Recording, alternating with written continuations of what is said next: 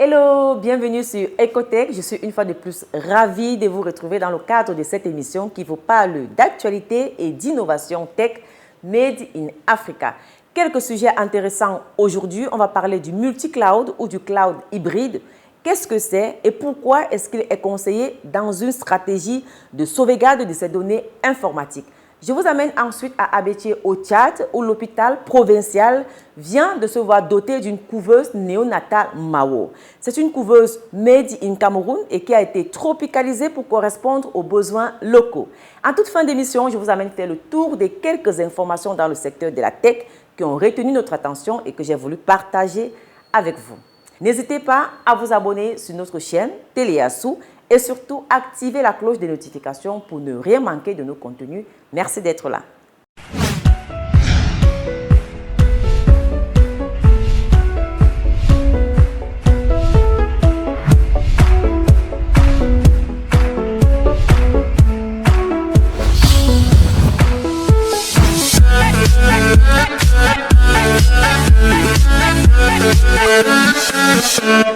Ecotech vous est offert par MTN Home. Avec MTN Home, nous sommes imbattables, même à la maison. L'actualité des acteurs du numérique, c'est avec Cowork Africa, espace d'innovation et de coworking basé à Douala. Je vous le disais, on va parler donc de multi-cloud ou de cloud hybride. C'est un mode de sauvegarde des données informatiques qui a été présenté tout dernièrement à Douala par l'entreprise ST Digital. C'est une entreprise de transformation digitale basée dans 5 pays africains en partenariat avec Microsoft. Il était notamment question au cours du séminaire de discuter des différentes approches du cloud. Le cloud public, privé ou encore hybride. D'après Anthony Samé, directeur général de ST Digital, à l'heure actuelle, les entreprises ne peuvent pas échapper à une approche cloud. Reste à savoir quelle est la stratégie la mieux adaptée pour son activité.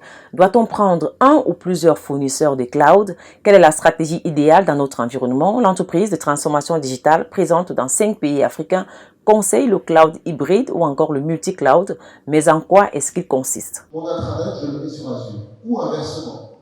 Donc je vais hybrider les charges de travail entre les deux environnements. Ça va être ça le cloud hybride. Et en général, on va parler de deux environnements, un chez moi, un à l'extérieur. Maintenant, le multi-cloud va beaucoup ressembler au cloud hybride, mais il va avoir une différence très intéressante et très importante. C'est qu'on va plutôt multiplier les couches de prestataires. Et on va avoir une administration unique et centralisée sur l'ensemble des ressources. Il explique ce choix par les avantages offerts par ce type de cloud. Nous nous positionnons clairement vers une approche multi-cloud où un client peut à la fois avoir des ressources chez lui, des ressources chez un provider de cloud privé comme ST Digital et des ressources chez un provider de cloud public comme Microsoft. L'important étant de dire dans quelles conditions est-ce qu'il va gérer et sécuriser cet ensemble de ressources qui seront réparties. À partir du moment où il est accompagné par un expert comme ST Digital dans cette gestion de son environnement multi-cloud, c'est la meilleure option d'un point de vue technique et financier. Et aujourd'hui, vous avez cité les 6 éléments qui permettent de bien gérer son cloud. Est-ce que vous pouvez nous les rappeler? Alors, je vais rappeler rapidement certains d'entre eux. Aujourd'hui, un des premiers éléments, c'est d'abord le coût. Je vais vous donner des points de vue basiques. Si vous allez sur un serveur moyen, on est autour de 6 à 8 millions pour avoir un serveur acheté localement au Cameroun. Pourtant, dans un environnement comme celui de ST Digital, nous pouvons vous louer un serveur pour 100 000 francs CFA par mois. Donc d'un point de vue coût, je n'ai pas à mobiliser des sommes importantes, mais je peux payer mensuellement mon serveur. Donc ça, c'est un des premiers avantages, c'est celui du coût. C'est-à-dire que le coût d'accès à la technologie est fortement réduit. Rapidement, je peux avoir un service, le rentabiliser, le valoriser et derrière cela, gagner. Donc ça, c'est un premier élément. Un deuxième élément qui nous paraît important et essentiel, c'est qu'avec le cloud, les directions informatiques peuvent se focaliser sur leur métier. Pourquoi? Aujourd'hui, si je suis une direction informatique bancaire, je vais pouvoir travailler sur mes services de banque à mes clients. Je ne vais pas devoir savoir si je dois recharger le groupe électrogène, m'occuper de l'électricité sur les data centers, renouveler mon parc de serveurs. Donc ça me permet de me concentrer sur le métier. Ça, c'est un autre avantage fort. Et enfin, le troisième avantage sur lequel je vais revenir pour faire court, c'est celui de la sécurité. La sécurité, le premier élément de sécurité, c'est qu'il faut que toutes mes ressources soient disponibles en permanence. Ce n'est pas seulement de dire que mes ressources sont inviolables. Si je n'accède pas à mes données, c'est que je n'ai pas un environnement de sécurité. Donc la sécurité passe par la disponibilité. Et avec une approche cloud, on est beaucoup plus disponible. Nous, par exemple, sur le data center de ST Digital, on a 5 fournisseurs d'accès à Internet. Donc si un tombe, les 4 autres vont marcher, au moins on aura un qui va probablement marcher. Ça, c'est un élément fort de disponibilité. L'autre partie de la disponibilité, c'est la disponibilité de l'énergie. Qu'est-ce qui se passe en cas de coupure de courant, comment on fonctionne, comment on travaille. Donc ces éléments de disponibilité font partie de la sécurité et sont vraiment un des points forts du cloud. Le deuxième élément, toujours dans la sécurité, c'est l'inviolabilité et la protection des données. Là aussi, nous, on va pouvoir se permettre d'investir dans des experts sécurité, d'investir dans des équipements de sécurité, d'investir dans des procédures et des normes de sécurité, où un client va avoir plus de mal à le faire, parce que la sécurité coûte cher. Nous, par contre, on peut investir parce qu'on va répartir cet investissement sur plusieurs clients. Donc, de façon générale, le cloud est un bon choix, parce qu'il est moins cher, parce qu'il est plus sécurisé et parce qu'il permet de se concentrer sur le métier.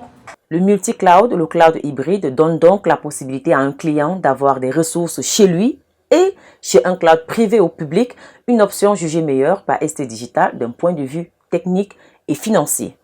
Voilà, vous savez donc désormais à quoi vous en tenir lorsque vous voulez faire votre choix en ce qui concerne l'adoption du cloud dans votre stratégie digitale. Je vous amène à présent à Abéché, je vous le disais, l'opération militaire française Barkhane a décidé d'offrir à l'hôpital provincial de cette ville, située au Tchad, une couveuse néonatale dénommée Mao. C'est une couveuse made in Cameroun.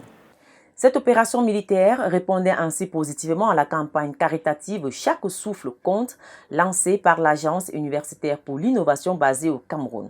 La cérémonie de réception de ce don a eu lieu le 28 mars 2022. Elle était présidée par le gouverneur du Ouadaï, Ibrahim Ibni Oumar Mahamat Saleh.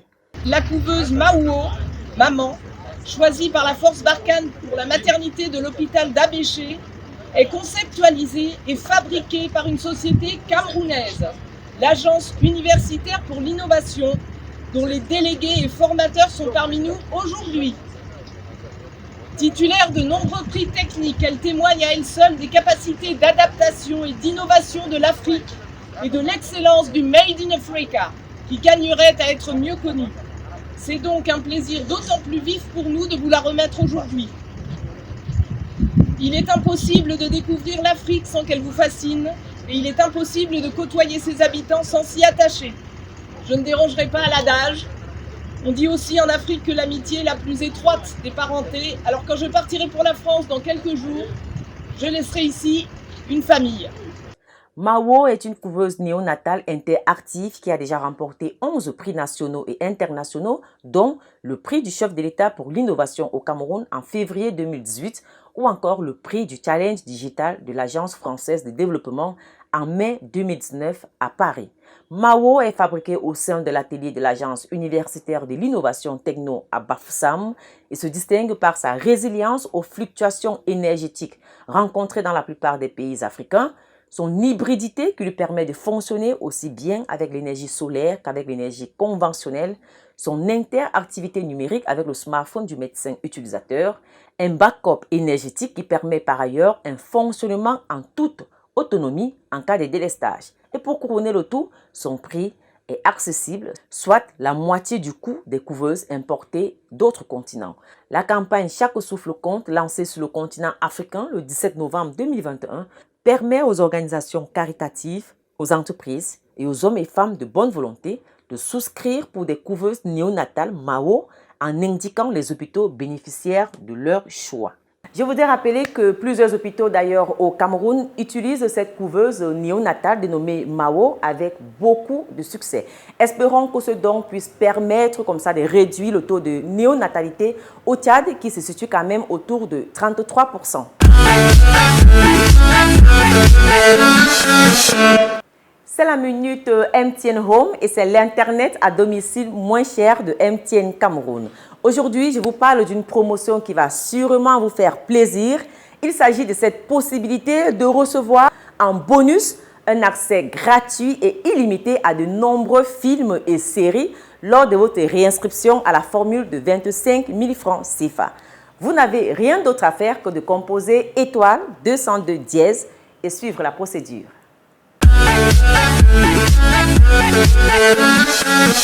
On va sortir de cette émission par le tour de quelques informations dans le secteur de la tech que j'ai trouvé intéressant à partager avec vous. Et on démarre par cette information concernant Nextel Cameroun. L'entreprise avait obtenu une autorisation pour lancer son service de mobile money dénommé POSA. Elle s'était alors alliée à UBA Bank. Mais aujourd'hui, 4 ans après, le service n'a toujours pas été lancé malgré les promesses faites en 2021. La BEAC a donc décidé de révoquer l'autorisation jadis accordée. Au Maroc, la start-up Wafar vient de lever 2,7 millions de dirhams, soit un peu plus de 276 000 $, pour soutenir sa croissance. La start-up Wafar est une application marocaine qui permet aux marques de la grande distribution de diffuser des promotions ciblées auprès des épiciers. L'objectif étant de leur permettre d'augmenter leur part de marché sur le canal traditionnel. Les investisseurs sont entre autres Plug and Play, l'investisseur de capital risque le plus actif de la Silicon Valley, et UM6P Ventures, le fonds d'investissement en capital risque de l'université Mohamed VI Polytechnique. Wafar veut faire passer son réseau de 12 000 épiciers à 50 000. Au Cameroun, le paiement des impôts et taxes via la plateforme numérique du guichet unique des opérations du commerce extérieur est désormais formalisé avec les banques. Le ministre de l'Économie et des Finances, Louis-Paul Motazé, a procédé à la signature entre l'État, les banques et le guichet unique des opérations du commerce extérieur du protocole d'accord relatif au paiement des droits des douanes, impôts, taxes et redevances diverses sur la plateforme électronique du guichet dénommée e-guichet. Ces paiements digitaux sont effectifs depuis plusieurs années. Il s'agit de permettre à la plateforme d'avoir de meilleurs résultats. On reste au Cameroun pour vous signaler qu'au cours d'un point de presse le 6 avril dernier, le ministre de la Fonction publique a fait savoir que le Cameroun allait se doter d'une application pour permettre d'authentifier les diplômes. Au cours de ce point de presse, Joseph Lé a fait savoir que l'une des difficultés dans le traitement des dossiers des enseignants et qui les a entre autres poussés à la grève ces derniers jours, c'est l'authentification des diplômes qui impacte la délivrance des équivalences pour permettre la poursuite du processus. Dans le processus de dématérialisation des traitements des dossiers d'intégration dans la fonction publique, il a donc parlé de cette application en cours d'acquisition. Ce sera une plateforme collaborative regroupant le MINFOPRA, le MINESUP, le MINSEC, le MINEDUP, le MINSanté et toutes les autres administrations ou institutions qui délivrent les diplômes au Cameroun. En voilà qui va peut-être accélérer le traitement des dossiers des enseignants qui ont lancé un mouvement il y a de cela quelques jours maintenant. OTS, on a trop supporté et qui ont déserté les salles de classe pendant 5 semaines à cause justement des lenteurs dans le traitement de leurs dossiers. On sort de ce tour des infos de la tech avec un chiffre. 1,8 milliard de $, cela équivaut à 1026 milliards de francs CFA. C'est le montant que les startups africaines ont réussi à lever au cours du premier trimestre 2022. Le rapport de la plateforme de bigdeal.softstack.com qui rapporte cette information estime que ce chiffre va atteindre la barre de 2 milliards de $ dans quelques jours. L'Égypte partage avec le Nigeria, le Kenya et l'Afrique du Sud le top 4 des pays qui ont le plus levé les fonds. Ils ont obtenu à eux seuls 1,5 milliard de $, ce qui fait 83% du total des financements levés sur le continent. Merci à vous tous d'avoir regardé cette édition de Ecotech jusqu'à la fin. Pour nous contacter, rien de plus facile. Il vous suffit de nous écrire au numéro WhatsApp qui s'affiche sur votre écran ou à l'adresse email que vous pouvez voir ou tout simplement nous contacter via nos plateformes digitales sur les réseaux sociaux. N'hésitez pas à nous laisser un commentaire au bas de la vidéo et surtout activer la cloche de notification. En ce qui me concerne, je serai très heureuse de vous retrouver pour une autre édition de Ecotech. Restons connectés.